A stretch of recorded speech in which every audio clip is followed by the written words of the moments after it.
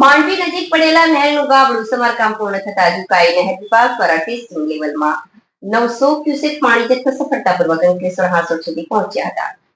2 દિવસમાં રોટેશન મુજબ 1200 ક્યુસેકની અંદાજે 2000 ક્યુસેક જથ્થો પાણી છોડવામાં આવશે. સમયસર કામગીરી પૂર્ણ થવા સાથે ટેસ્ટિંગ પણ સફળ રહેતા પાણીની સમસ્યા દૂર થઈ છે. અંકલેશ્વર અને હાંસોટ તાલુકાને પીવાનું તથા સિંચાઈનું પાણી પૂરું પાડતી ઉકાઈ જમણા કાંઠાની કેનાલમાં સુરતના માંડવી પાસે ભંગાણ સર્જાયું હતું. સુરત નજીક બનેલી ઘટનાની અસર અંકલેશ્વર અને હાંસોટ તાલુકામાં જોવા મળી હતી. કેનાલમાં ભંગાણ પડ્યા બાદ તેમાં ઉકાઈ ડેમમાંથી છોડવામાં આવતું પાણી બંધ કરી દેવામાં આવ્યું હતું. ડેમની રોટેશન પોલિસી પ્રમાણે અંકલેશ્વર અને હાંસોટના ખેડૂતોને અપાતું પાણી 6 દિવસ સુધી બંધ રહ્યું હતું.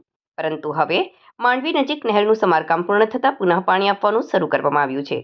આ અંગે ઉકાઈ જમણા કાંઠા નહેર વિભાગના કાર્યપાલક ઇજનેર S.N. પટેલે ટેલિફોનિક વાતચીતમાં જણાવ્યું હતું કે હાલ 70 થી 80% જેટલું પાણી છોડવામાં આવ્યું છે. આગામી 1-2 દિવસમાં પૂરતા પ્રમાણમાં અંકલેશ્વર હાંસોટના ખેડૂતોને પાણી મળી રહેશે.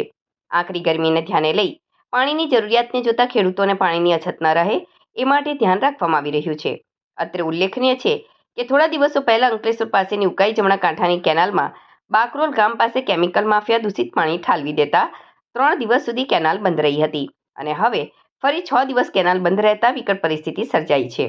ઉનાળામાં ખેડૂતોને સમયસર પાણી મળી રહે એ જરૂરી છે.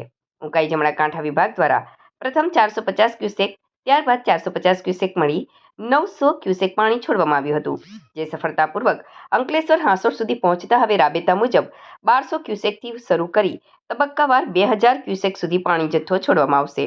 ઉનાળુ પાકોના વાવેતરને ધ્યાને લઈ ખેડૂતોને પૂરતા પ્રમાણમાં પાણી મળી રહે તે માટે ઉકાઈ જમણા કાંઠા નહેર વિભાગ દ્વારા કવાયત શરૂ કરી હતી.